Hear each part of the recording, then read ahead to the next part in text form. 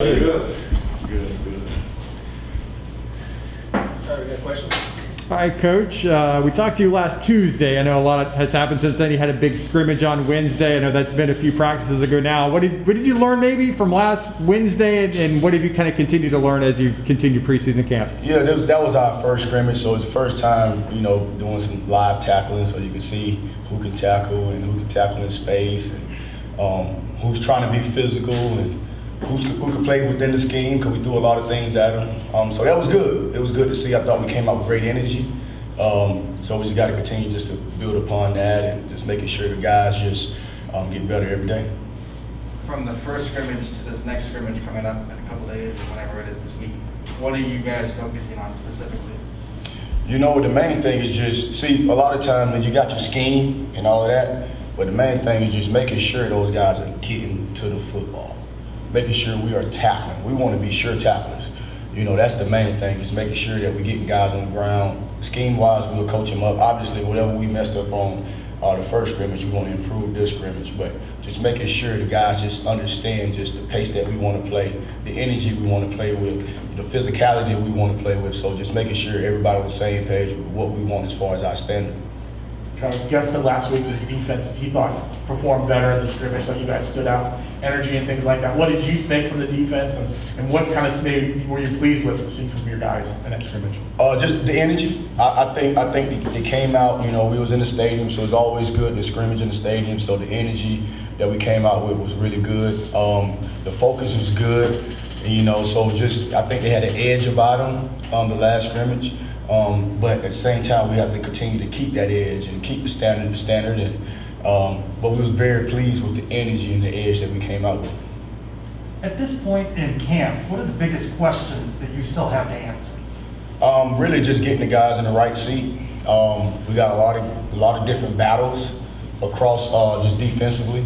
We're trying to get it to a point like we don't in our whole mindset, we don't have starters, we have standards. So a guy may go out there the first play and play the same amount of snaps as the other guy that's coming in. So we want to rotate a lot of guys, especially guys that we know can play. Now, we're not just rotating just to rotate. You got to know the scheme. You got to know what we ask upon you. You got to know the energy that we want you to play with and the excitement. But the main thing is just really, we got so many different battles and just trying to get the guys in the right seat. How much do you want to know after the second scrimmage? Will you be able to define like your depth chart and get yourself maybe kind of in that position by the time you're done with that? Just want to see who can handle the pressure, who can handle different situations. If you're going out there with the first group or the second group or whatever, how do you handle that? How do you handle, the offense is driving, who's going to be that leader and getting guys set? Those different little things that we look for in the second scrimmage, and just seeing. And it was very, very vanilla the first scrimmage, like on both sides of the ball. So the offense will open it up. We'll open it up defensively, and just seeing who can make checks and who can react and different things like that.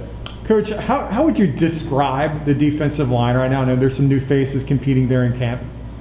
I think Coach Kenny Martin and Coach Kenny Ingram are doing a great job defensively. I think the defensive line has an edge about them, has a confidence about them. I think it's a group that we can lean on.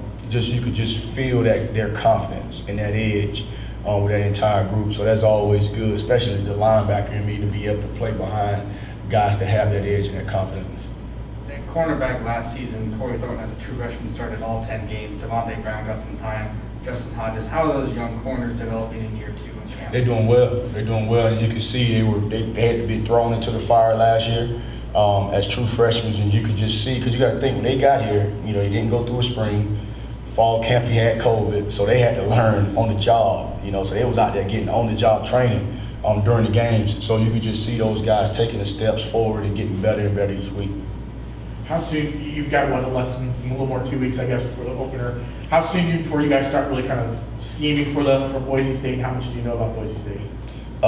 With me, I like to keep the main thing. I'm trying to get the guys in the right seats first, and then we'll move on to Boise. But I do know they're a well-coached team. I know that they're a team that'll fight you to the death, hard-nosed, really good players, and we respect their program. So, but I have to really just focus in on my job here and getting the guys in the right seat.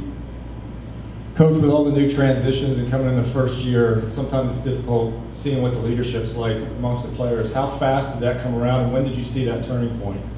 You know, when we first got here, because we didn't know anyone, so they're trying to figure us out. We're trying to figure them out, and then once they figured out, okay, oh, these guys they're pretty cool. You know, they're gonna keep the standard, but they really care about us, and you start seeing the guys kind of buy into the leadership and just talking our language and saying exactly what we're trying. So you saw it like the middle of the summer doing workouts, because Coach Dawson had those guys the whole summer, so we'll get an assessment of what they're doing. He always have a write-up and see who's the vocal leader and who's busting their tail, so you can kind of see it kind of turn. Now you can see a whole bunch of people just verbalizing and being vocal of the standard that we're looking for.